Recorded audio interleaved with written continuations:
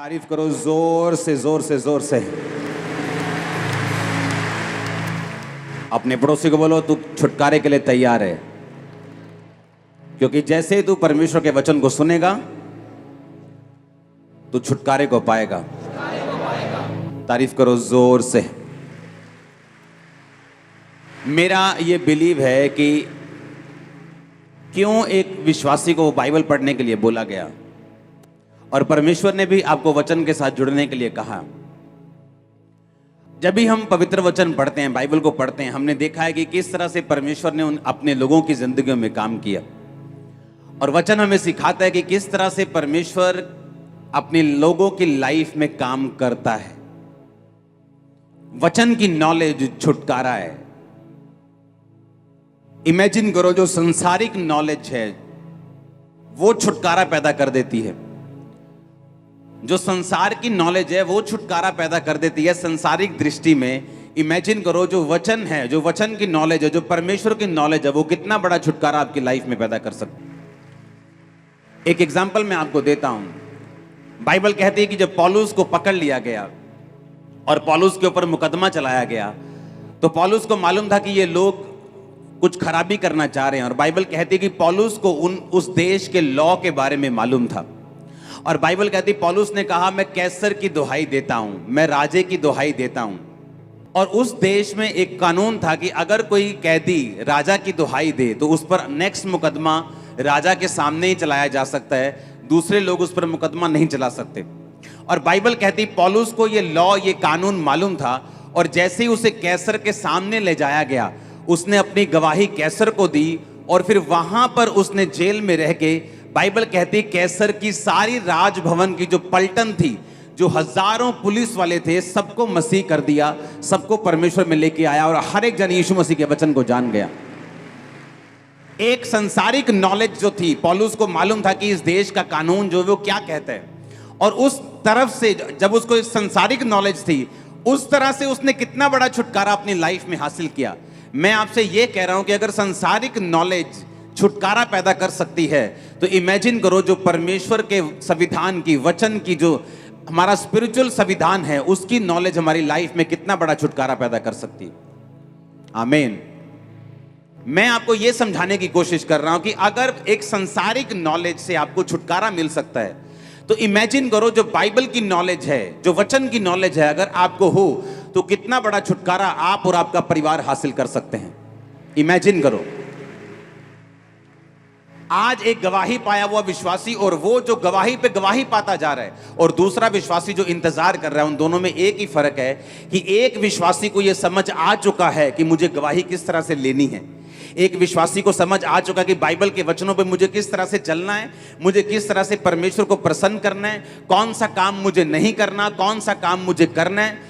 जब उसे ये समझ आ जाती है, वो संविधान को समझ जाता है, बाइबल के संविधान को, बाइबल की आयतों को समझ जाता है, परमेश्वर के वचन को समझ जाता है, वो छुटकारे में एंटर करता है, और उसका घराना भी छुटकारे में एंटर करता है। Hallelujah, hallelujah. मैंने अपनी लाइफ में बड़ा छुटकारा देखा है, और मेरा विश्वास है कि मैं आपको गाइड कर सकता हूं उस छुटकारे के लिए जो आपको चाहिए।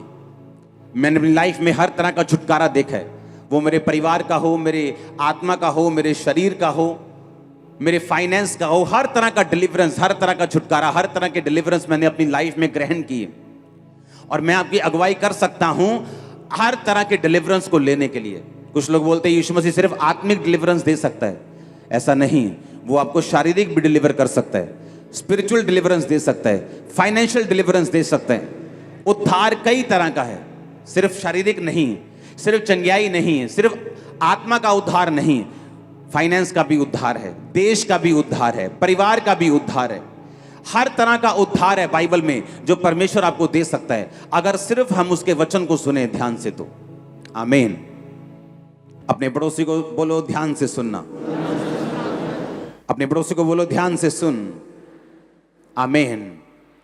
जिस छुटकारे की मैं आपसे बात कर रहा हूं, जो छुटकारा आपको चाहिए, मैं आपको बोल चुका हूं कि स्पिरिट में वो छुटकारा आपके अंदर एंटर कर चुका है।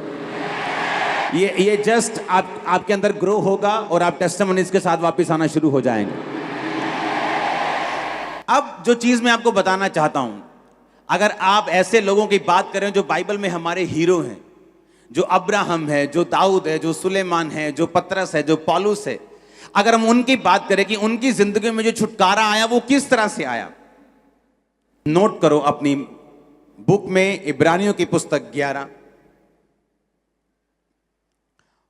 उसकी 8 से लेके 19 आयत तक। उसमें लिखा, विश्वास ही से अब्राहम जब बुलाया गया तो आज्ञा मानकर ऐसी जगह निकल गया जिसे मिरास में लेने वाला था, परंतु वह ना जानता था कि मैं किधर जाता हूं, तो भी निकल गया। विश्वास ही से उसने प्रतिज्ञा किए हुए देश में, परदेसी देश में परदेशी के समान रहकर इसहाक और याकूब समेत जो उसके साथ उसी प्रतिज्ञा के वारिस थे तंबुओं में वास किया, क्योंकि वह उस स्थिर नींव वाले नगर की बाट जोहता था जिसका रचने वाला और बनाने वाला परमेश्वर है। बाइबल कहती है कि विश्वास से अब्राहम निकल गया। कहां पर? परमेश्वर ने कहा अपने देश को, अपने परिवार को छोड़ दे और चला जा उस देश को जो मैं तुझे दिखाऊंगा। बाइबल कहती है उसने इंतजार नहीं किया और निकल गया घर से। यह भी मालूम नहीं था कि मैं इधर को जाऊं, उधर जाऊं, इधर जाऊं कि इधर जाऊं। जस्ट इतनी आज्ञा मिली थी कि अपने घर से निकल, अपना बैग पैक कर और निकल जा। जो देश मैं तुम्हें दिखाऊंगा उस देश में चला जा, अपने घर, कुटुंब, परिवार को छोड़ के चला जा। परमेश्वर ने कहा था जब महायाजक साल में एक बार गुनाहों के लिए लहू को बहाएंगे तो जो जानवर वो बलि करेंगे उसकी देह को छावनी के बाहर जलाया जाएगा। अगर उस जानवर की देह को छावनी के बाहर, शहर के बाहर, बस्ती के बाहर नहीं जलाया जाएगा तो तुम्हारा छुटकारा नहीं होगा। अब्राहम को भी परमेश्वर ने यही कहा, जब तक तू अपने कुटुंब, अपने परिवार, इन लोगों को छोड़कर, अपनी छावनी को छोड़कर नहीं जाता, मैं तेरा छुटकारा नहीं कर सकता। तुझे मिस्र को छोड़ना होगा, पुरानी जिंदगी को छोड़ना होगा, पुराने तौर तरीकों को छोड़ना होगा, तो मैं उस छुटकारे को कर सकूंगा जो मैंने तेरे लिए सोचा हुआ है। अपनी पुरानी जिंदगी में, अपनी पुरानी जिंदगी के रीति रिवाजों में, अपनी पुरानी जिंदगी के तौर तरीकों में रहकर आप परमेश्वर से वो छुटकारा हासिल नहीं कर सकते जिसके लिए परमेश्वर आपको अपने पास बुलाना चाहता है। और बाइबल कहती है जब परमेश्वर ने उसको कहा कि तू अपने कुटुंब को छोड़कर, तो बाइबल कहती है अब्राहम जब बुलाया गया, आज्ञा मानकर ऐसी जगह निकल गया जिसे मिरास में लेने वाला था, पर नहीं जानता था कि मैं किधर जाता हूं। पहला कारण छुटकारे का, आपको पुरानी जिंदगी से निकलना पड़ेगा अगर आप छुटकारा चाहते हैं तो। नोट करो, पुरानी जिंदगी में रहकर, उसके तौर तरीकों से रहकर आप नए छुटकारे को हासिल नहीं कर सकते। व्यवस्था विवरण 18 उसकी 9 से 13 आयत में लिखा हुआ, मैं इसको पढ़ूंगा, आप इसको सिर्फ सुनेंगे। जब तू उस देश में पहुंचे जो तेरा परमेश्वर यहोवा तुझे देता है, तब वहां की जातियों के अनुसार घिनौना काम करना ना सीखना। तुझ में ऐसा ना हो कोई अपने बेटे या बेटी को बलि करके चढ़ाए, या किसी से भविष्य पूछे, या शुभ अशुभ मुहूर्तों को माने, या टोने और तांत्रिक, या भविष्य पूछने वाले, या भूत को साधने वाले, या भूत को जगाने वाले लोगों के पास जाएं। जितने ऐसे काम करते वो यहोवा के लिए घृणित हैं। मेरी दाहिनी आंख फड़क रही है, आज कुछ अच्छा होगा। मेरी बाहिनी आंख फड़क रही है, आज कुछ बुरा होगा। परमेश्वर कहता है जब तक तुम इन चीजों से नहीं निकलोगे, मेरा किया हुआ छुटकारा तुम्हें कभी नहीं मिलेगा। मैं घर से निकलूंगा 12:15 बजे, 11:45 नहीं निकलूंगा। मैं इस दिन को कार नहीं खरीदूंगा, मैं इस दिन को ये चीज नहीं लूंगा। परमेश्वर ने कहा जब तक तुम अशुभ और शुभ मुहूर्तों को मानते रहोगे, मैं तुम्हारा छुटकारा नहीं कर पाऊंगा। ये शाम को नहीं काटना, शाम को ये सफाई ना करना, सुबह को ये करना, दोपहर को ये करना, शाम को ये करना। परमेश्वर ने कहा जब तक तुम इन चीजों को मानते रहोगे, मैं तुम्हारा छुटकारा कभी नहीं करूंगा। उसने कहा अब्राहम मैं तुम्हें छुटकारा देना चाहता हूं, लेकिन तुझे अपने कुटुंब को छोड़कर निकलना पड़ेगा, क्योंकि जब तक तू इन लोगों में रहेगा तुझे इन्हीं के अनुसार चलना पड़ेगा, और जो मैं तेरी जिंदगी में करना चाहता हूं मैं नहीं कर पाऊंगा, क्योंकि परमेश्वर जो उसकी लाइफ में करना चाहता था, उसके लिए उसको यह मालूम होना चाहिए था कि सर्वशक्तिमान परमेश्वर ने ही मुझे यह बड़ा छुटकारा दिया है। जहां अब्राहम रहता था, उस देश के लोग बहुत बुद्धिमान समझे जाते थे। वो आपके सिर को देखकर आपका भविष्य बता देते थे। तो परमेश्वर को मालूम था कि जब तक अब्राहम इन लोगों में रहेगा, मैं अब्राहम को ब्लेस नहीं करूंगा। कई बार मैं आपको बता चुका हूं कि मेडिकल साइंस, डॉक्टर्स परमेश्वर ने खड़े किए हैं। बाइबल बताती है, पौलुस ने कहा तिमुथियुस को अपने पेट के बार बार बीमार होने का दाखरस काम मिलाकर, बाइबल बताती है यीशु मसीह ने कहा बीमार को वैद्य की जरूरत है। इसीलिए परमेश्वर ने कहा बीमार को वैद्य की जरूरत है। अगर परमेश्वर को यह बोलना होता कि बीमार को वैद्य की जरूरत ही नहीं है, वो सिर्फ मेरे पास आए, ऐसा नहीं।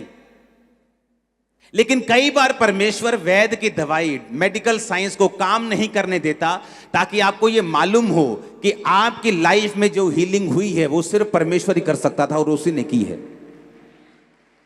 इसलिए हम ऑपरेशंस के खिलाफ नहीं है, हम दवाइयों के खिलाफ नहीं है। हम लोगों को यही बोलते हैं आप पर हीलिंग की प्रार्थना हुई है, डॉक्टर कंफर्म करेंगे कि आपके पेट का रोग चला जा चुका है, आपका कैंसर खत्म हो चुका है, आपको दवाई की जरूरत नहीं। डॉक्टर आपको बोलेगा दवाई की जरूरत नहीं, हम आपको नहीं कहेंगे दवाई की जरूरत नहीं। हम क्यों कहेंगे? आप मेरी बात समझ रहे कि नहीं? परमेश्वर ने कहा बीमारों को वैद्य की जरूरत है। अब यहां पर जब परमेश्वर को मालूम था कि मैं अब्राहम को जो ब्लेस करना चाहता हूं, इसको अपना बेटा, अपना वंश देना चाहता हूं। 75 साल का था अब्राहम और अभी तक उसके बच्चा नहीं हुआ था। लेकिन परमेश्वर को मालूम था कि पुरानी जिंदगी में रहते हुए, पुराने सब मुहूर्तों को, अशुभ शुभ चीजों को मानते हुए मैं अब्राहम का बड़ा छुटकारा नहीं कर सकता। इसलिए परमेश्वर ने कहा, जब परमेश्वर आपको कोई बात करने के लिए कहता है, जैसे परमेश्वर ने मेरे दोस्त सारे छुड़वा दिए जब मैं मसीह में आया, एक भी दोस्त नहीं था मेरे पुरानी जिंदगी का जिससे मैं रोज बात कर सकूं। क्या करता मैं उनसे बात करके? वो सिर्फ दारू की बात करते, नशे की बात करते, लड़कियों की बात करते, और कोई बात वो नहीं करते। और धीरे धीरे परमेश्वर ने वो दोस्त 1-2 महीने में मेरे छुड़वा दिए, क्योंकि परमेश्वर जानता था कि जब तक ये पुरानी जिंदगी में रहेगा, एक बड़ा छुटकारा, एक बड़ी लाइफ, एक बड़ी योजना जो मैं इसे दिखा रहा हूं, ये देख नहीं पाएगा। उसके लिए मुझे पहले इसको अलग करना पड़ेगा, अलग करके तैयार करना पड़ेगा, और उसके बाद मैं इसे सिखाऊंगा, समझाऊंगा, खड़ा करूंगा, छुटकारा दूंगा, जैसा आज आपके सामने है। तो परमेश्वर को मालूम था ये चीज कि मुझे इसको तैयार करना है। जब कुम्हार मिट्टी बनाने के लिए बर्तन को तैयार करता है तो वो क्या करता है? पहले ग्राउंड में से एक जगह से मिट्टी को इकट्ठा ही करता है वो। अगर बर्तन बोले कि नहीं मुझे बर्तन भी बनना है, मुझे सबसे अलग भी दिखना है, मुझे वो मिट्टी नहीं बनना जो पैरों के नीचे आती, मुझे वो बर्तन बनना है जो मुंह से लगाया जाता है, लेकिन मुझे इसी मिट्टी में रहना है, मुझे इसी ग्राउंड में रहना है, तो ऐसा पॉसिबल नहीं। उसे उस ग्राउंड से निकालना पड़ेगा अगर उसे मिट्टी का बर्तन बनना है तो। बाइबल कहती है जब उसे ग्राउंड से निकाला जाएगा, उसे अलग ले जाया जाएगा, और फिर उस पर क्या होता है? उसको बपतिस्मा दिया जाता है, मिट्टी को गीला किया जाता है, मिट्टी को गूंथा जाता है। इसलिए बपतिस्मे के बिना कभी भी आपका छुटकारा नहीं होता, बाइबल कहती है। और जब आपका बपतिस्मा दिया जाता है, मिट्टी को बपतिस्मा देने के बाद उसे गूंथा जाता है, उसे मारा जाता है, जैसे परमेश्वर आपकी परीक्षा करता है, उसमें से रोड़ों को, उसमें से वट्टों को निकाला जाता है, जिस तरह परमेश्वर आपकी कमियों को निकालता है। आपको छुटकारा देने से पहले, आपको मनपसंद बर्तन बनाने से पहले, वो आपके व्यभिचार को निकालता है, चोरी को निकालता है, मूर्ति पूजा को निकालता है, वो चीजों को खत्म करता है जो आपकी लाइफ में सही नहीं। उसके बाद क्या करता है? जब आप में से अशुद्धियां खत्म हो जाती, फिर वो आपको बर्तन के ऊपर, उस मिट्टी की मशीन के ऊपर रखता है, अंदर से सहारा देता है, बाहर से ठोकता है। परमेश्वर आपको परीक्षा में डालता है, अंदर से सहारा भी देता है ताकि आपको अच्छी शेप दी जा सके। उसके बाद वो आपको आग में रखता है, कई बार परख में रखता है, आग की परख में रखता है। उस परख के बाद जब आप निकलते हैं, फिर आप एक ऐसा बर्तन होते हैं जो अपने घर ले जाकर लोग मुंह से लगाना चाहते हैं। एक बात याद रखो, हर चीज के लिए छुटकारा दिया गया है, हर चीज के लिए प्राइस पे किया गया है। अगर आज इंडिया आजाद है, इसके लिए प्राइस पे किया गया है, लोगों ने अपनी कुर्बानियां दी हैं। अगर आज आप आराम से यहां बैठे हैं तो फौजियों की कुर्बानियां आज भी हो रही हैं बॉर्डर के ऊपर। इसलिए यह बात हमेशा याद रखो कि अगर कोई छुटकारा आपको चाहिए, उसके लिए आज भी आपको उस छुटकारे के लिए कुर्बानी देनी होगी। आपको अपने टाइम की, अपनी विल की, अपनी इच्छा की, क्योंकि आप उसी ग्राउंड में रह के, उसी दुनिया में रह के, उन्हीं दोस्तों में रह के, उन्हीं रिश्तेदारों में रह के आप परमेश्वर के बड़े छुटकारे को अपनी जिंदगी में हासिल नहीं कर सकते। परमेश्वर ने क्या कहा? परमेश्वर ने कहा तुम में कोई ऐसा ना हो जो अपने बेटे या बेटी को बलि चढ़ाए, भविष्य पूछने वाला हो, शुभ अशुभ मुहूर्त को मानने वाला हो, तो मैं तुम्हारा छुटकारा फिर नहीं कर पाऊंगा। हालेलुया। औरतों को आदत होती सबसे ज्यादा ये चीजों को मानने की, और इसलिए सबसे ज्यादा बंधन भी उन्हीं की जिंदगियों में रहते हैं। परमेश्वर ने कहा जब तुम मसीह में हो सब कुछ नया हो चुका है। तुम 12:15 निकलोगे या 11:45, तुम्हारे लिए ब्लेसिंग होगी। तुम जिस मर्जी वार को निकलोगे ब्लेसिंग होगी। जिस मर्जी वार को जो मर्जी खाओगे ब्लेसिंग होगी। आमीन ऊंचा चाहिए। यहां पे अब्राहम को छुटकारा कैसे मिला? बाइबल कहती उसने परमेश्वर की आवाज को सुना कि अगर परमेश्वर मुझसे कह रहा है तो ये मेरे फायदे के लिए है। वो मुझे दुखी नहीं करना चाहता, वो मुझे बोर नहीं करना चाहता, वो मुझे तंग नहीं करना चाहता, पर वो मेरी जिंदगी में बड़ा छुटकारा देना चाहता है। इसलिए परमेश्वर ने कहा तुम्हारी सोच में मेरी सोच में जमीन और आसमान का फर्क है। तुम्हारे काम करने के तरीकों में मेरे काम करने के तरीकों में जमीन और आसमान का फर्क है। इसलिए हमें उसी के अनुसार चलना है जो परमेश्वर कहता है, जो वचन कहता है। अगर हम उसी चीज के अनुसार चलेंगे तो बड़ा छुटकारा आप पाने वाले यीशु मसीह के नाम में। दूसरी बात, छुटकारा उनको मिलता है। दूसरा पॉइंट यह है आज की मीटिंग का, छुटकारा उन लोगों की जिंदगियों में हासिल होता है जो परमेश्वर की योजना को अपनी जिंदगी के छुटकारे से भी ज्यादा बड़ा स्थान देते हैं। अब्राहम को मालूम था कि परमेश्वर ने उसे बेटा देने के लिए बुलाया है। अब्राहम को मालूम था कि परमेश्वर ने उसके वंश को बढ़ाने के लिए बुलाया है। पर बाइबल कहती एक समय ऐसा आया जब अब्राहम को यह शक रूपी विश्वास हो गया कि अब उसके बेटा नहीं हो सकता। और जब दूत ने कहा कि अगले साल तेरे बेटा होगा, उसने कहा अब मुझसे मजाक ना कर। मेरी पत्नी जो बहुत बूढ़ी हो चुकी है, जिसका मासिक धर्म बंद हो चुका है, अब हमारे संतान नहीं होगी। लेकिन हम परमेश्वर में ही हैं, हम भागे नहीं हैं, हम दौड़े नहीं हैं, हम यहोवा से दूर नहीं हुए, हम अपने देश में वापिस नहीं गए। उसने कहा उन्होंने पराये देश में परदेसी के समान उन दिनों को बिताया जब लोगों की जिंदगी में गवाही नहीं बनती। उनके अपने लोग उन्हें खींचते हैं, पुरानी जिंदगी उन्हें खींचती है, पुराने लोग, पुराने रीति रिवाज, पुराने रिश्तेदार उन्हें खींचते हैं, शैतान उन्हें खींचने की कोशिश करते हैं। लेकिन जब अब्राहम को मालूम हो गया कि मैं जिस परमेश्वर के पीछे चला हूं ये जीवित परमेश्वर है, एकमात्र परमेश्वर है, बाइबल कहती परदेसी के समान उसने जीवन बिताया। और उसको एक दिन यकीन हो गया कि अब मेरे बच्चा भी नहीं होगा, तो भी उसने परमेश्वर की आराधना करनी नहीं छोड़ी। किन लोगों की जिंदगी में छुटकारा एंटर करता है, किन लोगों की जिंदगी में छुटकारा जाता है? वो लोग जो परमेश्वर को, उसकी योजना को अपने छुटकारे से भी ज्यादा प्यार करते हैं, अपनी हीलिंग से ज्यादा प्यार करते हैं, अपनी प्रार्थना के उत्तर से कम परमेश्वर से ज्यादा प्यार करते हैं। उन लोगों की जिंदगी में छुटकारा एंटर करता है। बाइबल कहती जब परमेश्वर ने, जब हम उत्पत्ति 22 उसकी 1 से 13 आयत में पढ़ते हैं, तो परमेश्वर ने एक बार अब्राहम को कहा कि जा और फलाने फलाने पहाड़ पर जाके, फिर अब्राहम, इन बातों के पश्चात ऐसा हुआ कि परमेश्वर ने अब्राहम से कहा कि हे अब्राहम, उसने कहा देख मैं यहां हूं। उसने कहा अपने पुत्र को, अर्थात एकलौते पुत्र इसहाक को जिससे तू प्रेम रखता है, संग लेकर मोरिया देश में चला जा और वहां एक पहाड़ के ऊपर जो मैं तुझे दिखाऊंगा वहां उसकी बलि देना। हालेलुया। अब जब परमेश्वर ने उसको बलि देने के लिए कहा तो बाइबल कहती उसने अपनी पत्नी से भी सलाह नहीं की। उसको मालूम था मैं सलाह मशवरे में पड़ जाऊंगा तो मैं आत्मा से हट जाऊंगा। उसने अपने बेटे को तैयार किया, उसने अपने गधों को तैयार किया, अपने सेवकों को तैयार किया, अपने बेटे को बिठाया, सब कुछ लिया, साथ में छुरी ली और निकल गया। रास्ते में उसका बेटा पूछता रहा कि पिता सारा कुछ हमारे पास है, लकड़ी है, सब कुछ है, लेकिन बलि कहां है, होम बलि की भेड़ कहां है? तो उसने कहा बेटा परमेश्वर इंतजाम करेगा उस भेड़ का।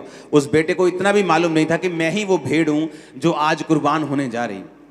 सुनो मेरी बात, जब वहां पे पहुंचा पहाड़ के पास, तो जब उस पे छुरी बढ़ाकर इसहाक के गले को काटने लगा तो आवाज आई कि अब्राहम, अब्राहम, अपने बेटे को मत मार, अपने लड़के पे हाथ मत बढ़ा, क्योंकि तूने जो अपने निज पुत्र को भी नहीं रख छोड़ा, इस कारण मैं जान गया हूं कि तू परमेश्वर का भय मानता है। जब परमेश्वर आपको छुटकारा देता है तो वो आपका कर्जदार नहीं है। परमेश्वर ने कोई आपका कर्जा नहीं देना। अगर उसने आपको अपने पास बुलाया तो वो आपका कर्जदार नहीं है। वो आपका कर्जदार नहीं कि उसने आपको छुटकारा देना ही देना है।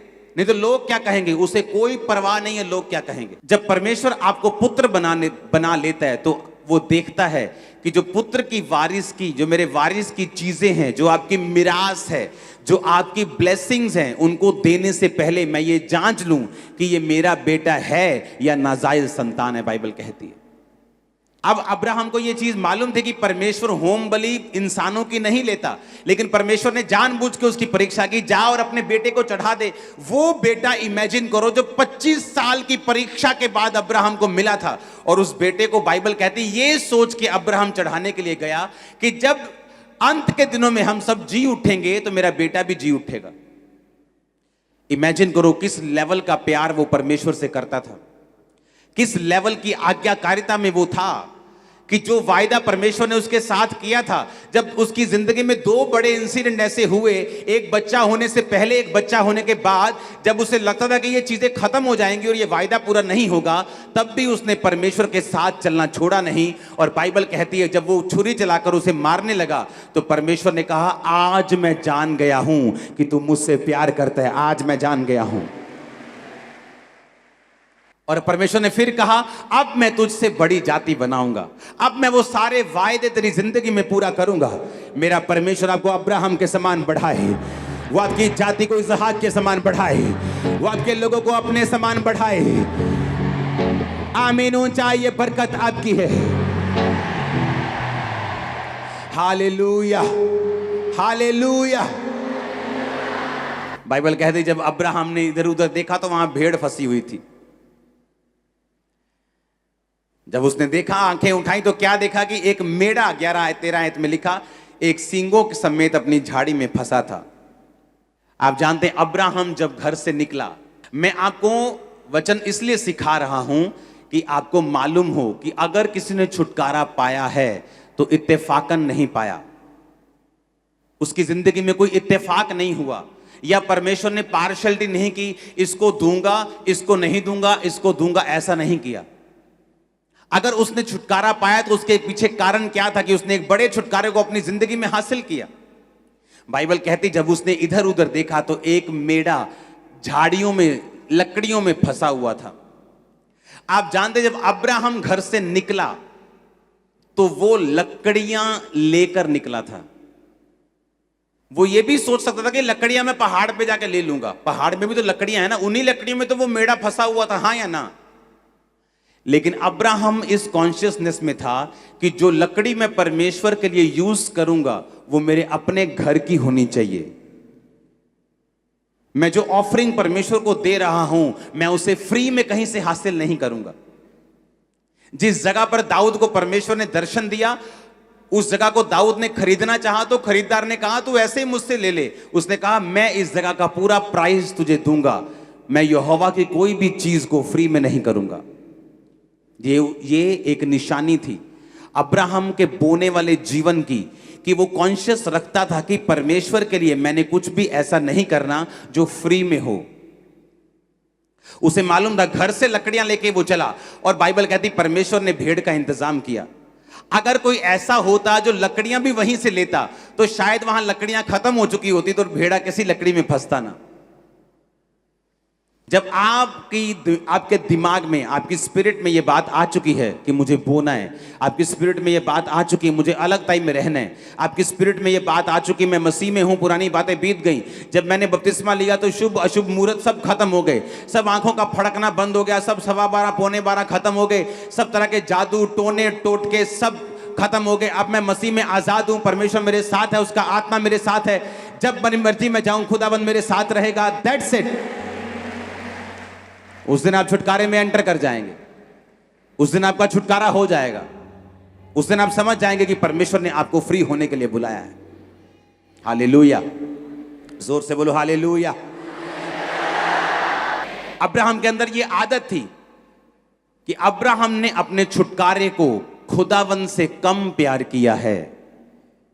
आज अगर मैंने छुटकारा हासिल किया हुआ है, यहां बैठा हूं, तो मेरी ये टेस्टिमनी है कि मैंने अपने छुटकारे से पहले परमेश्वर से प्यार किया है। एक समय था जब मैं अपने छुटकारे के लिए परमेश्वर को बड़ी ताने मीने देता था कि परमेश्वर तू लोगों का छुटकारा कर देता है, मेरा नहीं करता। तू लोगों को हील कर देता है, मुझे नहीं करता। मैं भी सेवा करता हूं लेकिन तू मुझे टच नहीं करता। मैं भी सेवा करता हूं लेकिन तू मुझे हील नहीं करता। मैं प्रार्थना करता हूं, लोग चंगे हो जाते हैं। मैं मीटिंग करवाता हूं, दूसरे लोग टेस्टिमनीज दे जाते हैं। मेरे सामने लोग आके अधर्म से ठीक हो जाते हैं, फिर चर्च आना शुरू कर देते हैं, लेकिन मेरा छुटकारा तो नहीं करता। लेकिन मैं ये नहीं जानता था कि परमेश्वर की योजना मेरी जिंदगी में बड़ी है और वो मुझे छुटकारा देना चाहता है, लेकिन वो मुझे ट्रेन कर रहा था कि अगर मैं छुटकारा ना भी पाऊं तो क्या मैं सेवा करने के लिए तैयार हूं, क्या परमेश्वर को मानने के लिए तैयार हूं, क्या उसकी सेवा करने के लिए उसको प्यार करने के लिए तैयार हूं। जितने लोगों को छुटकारा चाहिए, ये बात को इमेजिन करके सोच के अपनी जिंदगी में पकड़ के रखना, गंढ बन के रखियो पंजाबी च कहते हैं। अगर अपने छुटकारे को परमेश्वर से ज्यादा प्यार करोगे तो छुटकारा कभी आपको हासिल नहीं होगा। सबसे पहला प्यार आपको परमेश्वर को करना है। बाइबल कहती है अब्राहम ये जानकर भी कि अब मेरे बच्चा नहीं होगा, उसने यहोवा को नहीं छोड़ा। ये जानकर भी जो बच्चा हो गया है अब इतने सालों बाद और बड़ा हो गया है, फिर भी कुर्बान करने के लिए चल पड़ा बिना किसी सलाह मशवरे के। यह साबित करता है कि अब्राहम परमेश्वर से प्यार करता था। तीसरा पॉइंट लिखो अपने कॉपी और पेन में। अगर आपका ध्यान आत्मिक नहीं है तो भी आपकी जिंदगी में आपको छुटकारा नहीं मिलता। जितने लोग सिर्फ चंगाई को ढूंढते हैं, सिर्फ बरकत को ढूंढते हैं, सिर्फ मेरा डाइवोर्स कैंसिल हो जाए, सिर्फ मेरा एक्सीडेंट ये मैं ठीक हो जाऊं, और उन्हें आत्मिक जिंदगी से कोई लेना देना नहीं। प्रार्थना की या नहीं की, चोरी की आदत है कि नहीं है, व्यभिचार करते हैं कि नहीं करते, हम अभी भी शुभ अशुभ मुहूर्तों को मानते हैं कि नहीं मानते, हम ये काम करते हैं कि नहीं करते, उनको कोई मतलब नहीं। उनको अपनी आत्मिक जिंदगी से कोई मतलब नहीं। प्रार्थना की है कि नहीं, कोई मतलब नहीं। वचन पढ़ते हैं, बाइबल पढ़ते हैं कि नहीं पढ़ते, रोजा रखते हैं, गालियां निकालते हैं कि नहीं, उन्हें कोई मतलब नहीं। बाइबल कहती है, जब हम इब्रानियों की पुस्तक 11 उसकी 10 आयत को पढ़ते हैं तो वहां लिखा, क्योंकि वह उस स्थिर नींव वाले नगर की बाट जोता था जिसका रचने वाला और बनाने वाला परमेश्वर है।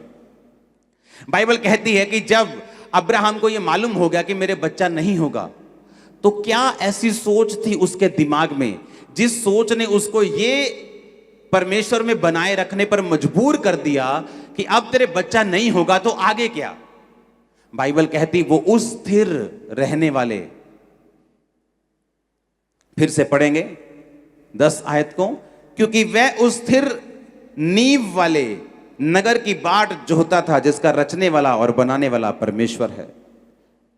बाइबल कहती है धरती और पृथ्वी, धरती और आसमान हिलाए जाएंगे। धरती पर कोई भी नगर स्थिर नींव वाला नहीं है। धरती का कोई भी नगर स्थिर नींव वाला नहीं है, क्योंकि बाइबल कहती है कि धरती और आसमान हिलाए जाएंगे। जब आगमन होगा, जब न्याय होगा तो ये हिलाए जाएंगे। ये किस स्थिर नींव वाले नगर की परमेश्वर बात कर रहे हैं? परमेश्वर हेवन की बात कर रहे हैं। जब अब्राहम को ये बात मालूम हो गई कि मैं शायद ये छुटकारा ना पाऊं, तो बाइबल कहती उसने ये सोच लिया था कि कोई बात नहीं, अगर मैं इस दुनिया में आशीषित इस आशीष से नहीं हुआ तो भी मैं स्वर्ग में जा रहा हूं, मैं उद्धार पा चुका हूं, मैं यहोवा के पास जा रहा हूं। कोई भी विश्वासी अगर इस सोच को नहीं रखता तो मैं आपको बता सकता हूं लाइफ में कहीं ना कहीं जाकर वो छुटकारे को नहीं हासिल कर पाएगा और कहीं ना कहीं जाकर वो अटक जाएगा। कहीं ना कहीं जाकर शैतान उसे फंसा लेगा, कहीं ना कहीं जाकर उसकी ग्रोथ, उसकी जिंदगी की आत्मिक ग्रोथ, उसका कहीं ना कहीं वो स्टक हो जाएगा, कहीं ना कहीं वो फंस जाएगा अगर उसकी सोच ये नहीं है। बाइबल कहती जब अब्राहम को विश्वास हो गया कि अब मेरी जिंदगी में बेटा नहीं होगा, बाइबल कहती किस कारण वो बना रहा परमेश्वर में, क्योंकि वो स्थिर नींव वाले नगर की बाट जोहता था जिसका रचने वाला और बनाने वाला परमेश्वर है। अब्राहम ये सोच चुका था कि कोई बात नहीं, अगर ये ब्लेसिंग मेरी लाइफ में नहीं है मैं स्वर्ग जा रहा हूं। कोई बात नहीं, अगर बेटा नहीं हुआ मैं स्वर्ग जा रहा हूं। कोई बात नहीं, अगर फाइनेंशियल ब्लेसिंग नहीं है मैं स्वर्ग जा रहा हूं। कोई बात नहीं, अगर हीलिंग नहीं हुई मैं स्वर्ग जा रहा हूं। परमेश्वर ने कहा अगर तुम्हारा ऐसा विश्वास नहीं है तो शैतान तुम्हारे अंदर रुकावटों को पैदा करेगा। तुम्हारी हीलिंग में रुकावट होगी, तुम्हारे छुटकारे में रुकावट होगी, क्योंकि शैतान को अगर ये बात समझ आ गई कि अगर वो तुम्हारी हीलिंग को रोक ले तो तुम परमेश्वर से रुक जाओगे, वो तुम्हारी हीलिंग को रोक लेगा। क्योंकि शैतान को वो बड़ा इंटरेस्टेड है तुम्हारे उद्धार को खत्म करने के लिए। वो बड़ा इंटरेस्टेड है कि तुम्हारा उद्धार जो है वो कभी ना हो। वो बड़ा उसको तुम्हारी हीलिंग रोकने से कोई लेना देना नहीं। उसको हीलिंग ना हो, छुटकारा हो, पैसे की बरकत मिले, उसको कोई लेना देना नहीं। वो इन चीजों को रोकता है ताकि तुम्हारे उद्धार पर चोट कर सके, तुम्हें परमेश्वर से दूर लेके जा सके। और बाइबल कहती अब्राहम इसीलिए बना रहा क्योंकि उसका जो दिमाग था वो उद्धार की ओर था, वो मुक्ति की ओर था, कि वो उस स्थिर नींव वाले नगर की बाट जोता था। पढ़ेंगे उस आयत को, जिसका रचने वाला और बनाने वाला परमेश्वर है। आमीन। मैं आपको फिर कह रहा हूं, अगली आयत में लिखा, विश्वास से सारा ने बूढ़ी होने पर गर्भ धारण करने की सामर्थ पाई। सामर्थ तब काम करती है जब आपके अंदर फेथ होता है। फेथ सिर्फ यही नहीं, विश्वास सिर्फ यही नहीं कि एक दिन प्रभु मुझे चंगा करेगा या उसके कोड़े खाने से मैं चंगा हो चुका हूं। विश्वास इसको भी कहते हैं, वो चंगा करे ना करे, वो मेरा परमेश्वर है, मैं स्वर्ग जा रहा हूं, मैं उद्धार पा चुका हूं, मैं परमेश्वर की संतान हूं। आमीन। और जब आप ऐसा विश्वास रखते हैं, जब आपका विश्वास अटल है, आपने परमेश्वर में जीने और मरने का फैसला कर लिया है, आप भी सामर्थ पाएंगे इम्पॉसिबल चीजों को पॉसिबल करने की। वचन कहता है सारा ने सामर्थ पाई गर्भ धारण करने की। मैं आपको सामर्थ देता हूं यीशु के सामर्थी नाम में सब कुछ धारण करने की। मैं अनॉइंट करता हूं आपको यीशु मसीह के सामर्थी नाम में सारा की तरह ब्लेसिंग लेने की सामर्थ को आपकी लाइफ के ऊपर रिलीज करता हूं। आमीन। ऊंचा ये बरकत तुम्हारी है चर्च। Hallelujah, hallelujah. याद रखो, मेरी बात को कान खोलकर सुनना। दुनिया की हर ब्लेसिंग आप लोगों के लिए बनाई गई है। दुनिया की हर बेस्ट चीज तुम्हारे लिए बनाई गई है। आपको क्या लगता है, दुनिया की बेस्ट ब्लेसिंग पापियों के लिए बनाई गई? दुनिया की बेस्ट मैरिज लाइफ पापियों के लिए बनाई गई? दुनिया की बेस्ट फाइनेंशियल लाइफ पापियों के लिए बनाई गई? बताओ तो, हाँ या ना? दुनिया की बेस्ट ब्लेसिंग जीसस ने बनाई है और आपके लिए बनाई है, पर उनको लेने का तरीका है। अगर तरीका नहीं आता तो सफर करेंगे हम फिर। अगर तरीका नहीं आता तो बल्ब बेचने वाला भी कई बार अंधेरे में रह सकता है, अगर उसकी दिक्कत हो दुकान में। तो अपनी अगर कनेक्शन कटे हुए हो तो बेचता बल्ब हो तो उसके अपने दुकान में अंधेरा रह सकता है। छुटकारा परमेश्वर ने हमें सिखाया है किस तरह लेना है। दिमाग आत्मिक रखना है, दिमाग स्वर्ग के ऊपर रखना है, दिमाग उद्धार के ऊपर रखना है कि मेरा उद्धार हो चुका है, मैं स्वर्ग जा रहा हूं। ये आनंद आपके अंदर होना चाहिए। अगर ये आनंद आपके अंदर है तो आप परमेश्वर को कभी नहीं छोड़ेंगे, चाहे आपकी प्रार्थना का उत्तर कुछ देर के लिए ना भी आए तो। लेकिन अगर ध्यान आत्मिक नहीं है, अगर ध्यान स्वर्ग की ओर नहीं है, अगर ध्यान धरती की चीजों की ओर है, तो जहां फिर आपको ये चीजें ऑफर होंगी फिर आप वहां पर भागेंगे। फिर जब कोई बोलेगी बहन जी बाबा बहुत सियाना, एक कर ही आ जाओ बस, आप जाएंगे, क्योंकि आपको आपकी कैंसर से शिफा चाहिए। और परमेश्वर आपको सिर्फ शिफा नहीं देना चाहता, वो आपके लिए बड़ी योजना रखता है। वो आपके परिवार को सेव करना चाहता है, वो आपको लंबी आयु देना चाहता है, वो स्वर्ग के अधिकारी आपको बनाना चाहता है, वो जयवंत जीवन आपको देना चाहता है। लेकिन उसको लेना हमने लेना है तरीके के साथ, हमने लेना है सही रीति के साथ, सही तरीकों को अपनाते हुए उसे हमने लेना है। इसलिए अच्छी चर्च में जाना जरूरी है, जीवित चर्च का हिस्सा बनना जरूरी है। इसलिए जहां वचन की गहराई हो उस चर्च में जाना जरूरी है, जहां सामर्थ्य हो वहां जाना जरूरी है, ताकि जो छुटकारा बाइबल में आपके लिए निर्धारित है आप उसे पा सकें। कितनों को मेरी बातें समझ आ रही हैं? और ये परमेश्वर का प्लान है आपकी लाइफ में कि अगर आप पुरानी जिंदगी से अलग नहीं होते, छुटकारा नहीं होता। मैंने आपको एग्जांपल समझाई है, मिट्टी के बर्तन की कुम्हार किस तरह से उसे बनाता है। वो उसे दुनिया से अलग करता है, वो उसे आम ग्राउंड से अलग करता है, उसको उसकी अशुद्धियां निकालता है, उसको पानी का बपतिस्मा देता है, उसको गूंथता है, फिर उसको बर्तन पे रखता है, फिर उसको आग में रखता है, फिर जाकर वो बर्तन बनता है। लेकिन आज का विश्वासी आग में नहीं जाना चाहता, आज का विश्वासी परख में नहीं जाना चाहता। वो बर्तन बनना चाहता है आदर का, लेकिन परख में जाना नहीं चाहता। लेकिन बाइबल कहती है जितने भक्ति के साथ जीवन बिताना चाहेंगे वो सब लोग सताए जाएंगे। हालेलुया, ऊंची आवाज से बोलो हालेलुया। 15 आयत में लिखा, इब्रानियों 11 उसकी 15 आयत, और जिस देश से वो निकल आए थे यदि उसकी सुधि करते तो उन्हें लौट जाने का अवसर था, परंतु वे एक उत्तम अर्थात स्वर्गीय देश के अभिलाषी हैं, इसलिए परमेश्वर उनका परमेश्वर कहलाने में उनसे शर्माता नहीं, क्योंकि उनके लिए एक नगर तैयार किया गया है। बाइबल कहती है यदि वो उस देश से जहां से निकल आए थे उसको याद करते, कितना सोना यार मैं पैग लांदा सी। हाँ, जैसे मिस्री बोलते थे, ओ यार किथे ले आया तू, अं उथे क्या प्याज खाते थे, वहां पे हम लहसन खाते थे, मछलियां खाते थे, कहां जंगल में तुम मन्ना मन्ना करी जा रहे हो, रोज बोर हो गए मन्ना खा खा के हम। पुराने देश को याद करना, पुराना सिगरेट, पुराना सूटा, पुरानी भंग, पुरानी सहेली, पुराना सहेला, उसको याद करना। उसने कहा अगर तुम उन चीजों को याद करते तो उन्हें लौट जाने का अवसर होता। अगर मुझे लौटना नहीं है वापिस तो मैं याद क्यों करूंगा? फिर जिस गली मुझे जाना ही नहीं है मैं उसका एड्रेस क्यों पूछूंगा?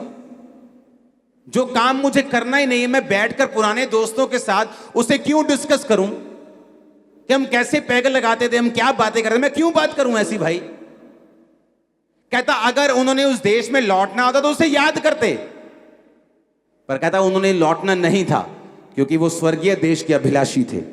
जब तुम स्वर्गीय देश के अभिलाषी हो, दुनिया की ब्लेसिंग्स तुम्हारे पांव चूमेंगे, याद रखना। दुनिया की ब्लेसिंग्स मैं फिर कह रहा हूं तुम्हारे पांव चूमेंगी अगर तुम स्वर्गीय देश के अभिलाषी हो तो। शैतान तुम्हारी कोई ब्लेसिंग रोक नहीं सकता अगर तुम स्वर्ग को देख रहे हो तो। अगर तुमने विश्वास कर लिया है कि मैं स्वर्ग जा रहा हूं, ब्लेसिंग मायने नहीं रखती, तो याद रखो मैंने कहा ब्लेसिंग आएगी नहीं, मैंने कहा तुम्हारे कदम चूमेगी ब्लेसिंग यीशु मसीह के नाम में। यह परमेश्वर का वायदा है बाइबल में। फिर से पढ़ेंगे इब्रानिया 11 उसकी 15 आयत को मैं 3 गिनूंगा, ऊंची आवाज में सब लोग पढ़ेंगे, 1 2 3।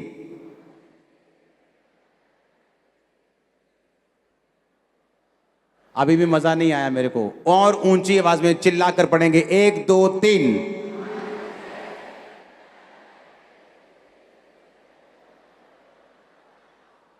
कहता जिस देश से वो निकल आए थे अगर उसकी सुधि करते तो, अगर उसे याद करते तो लौट जाने का अवसर होता।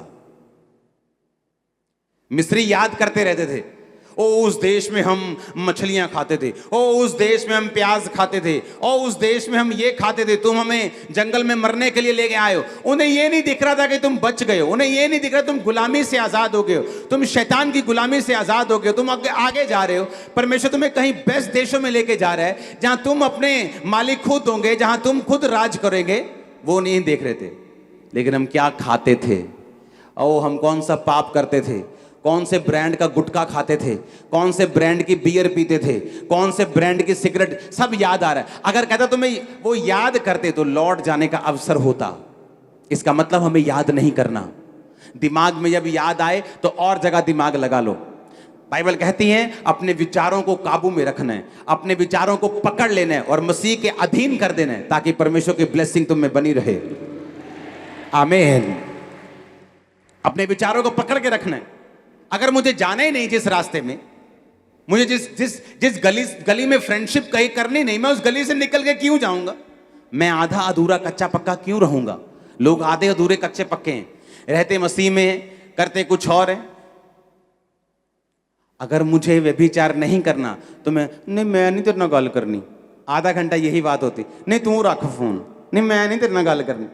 अगर मुझे बात नहीं करनी मैं हेलो क्यों कर रहा हूं? मुझे नहीं करना मैं काट दूंगा, ब्लॉक कर दूंगा अगर मुझे हेलो नहीं करनी तो। आमीन। बात यह है कि हम खुद सीरियस नहीं है अपनी डिलीवरेंस के लिए, और मैं आपको दावा करता हूं ये 7 हफ्ते डिलीवरेंस का वचन सुनो और बाय फोर्स टेस्टिमनीज के साथ वापस आओ यीशु के नाम में। आमीन आमीन। आपको यह बात समझनी होगी कि आपको स्वर्गीय देश के अभिलाषी होना होगा।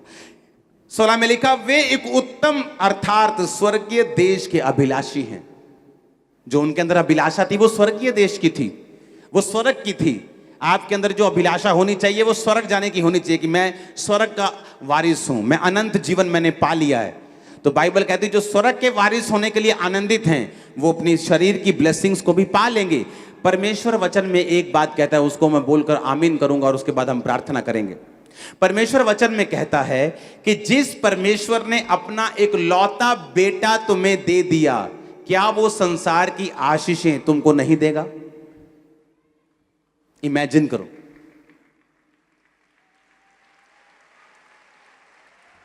कि आप किसी के घर में जाएं,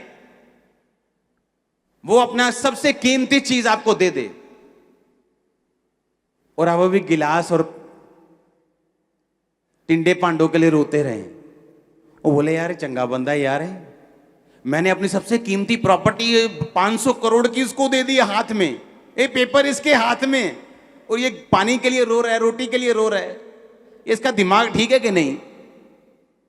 परमेश्वर कहता अगर मैं तुझे भूल जाओ, यहां लाखों की भीड़ है, भूल जाओ, सोचो मैं बैठा हूं, मैं आपसे बात कर रहा हूं, अगर वो तुझे अपना एक लौता बेटा यीशु दे सकता है और तुझे क्या नहीं दे सकता? जस्ट तरीका सीखना है लेने का, जस्ट तरीका सीखना है, जस्ट डिलीवरेंस में एंटर करना है और वर्ड को मानना है। आमीन। हमारे YouTube चैनल को सब्सक्राइब करें ताकि आप परमेश्वर के गहरे वेदों को जान सकें कि कैसे आप परमेश्वर में बढ़ सकते हैं, कैसे आप दुष्ट आत्माओं से, नशों से, बीमारियों से और वंशों के श्रापों से आजाद हो सकते हैं।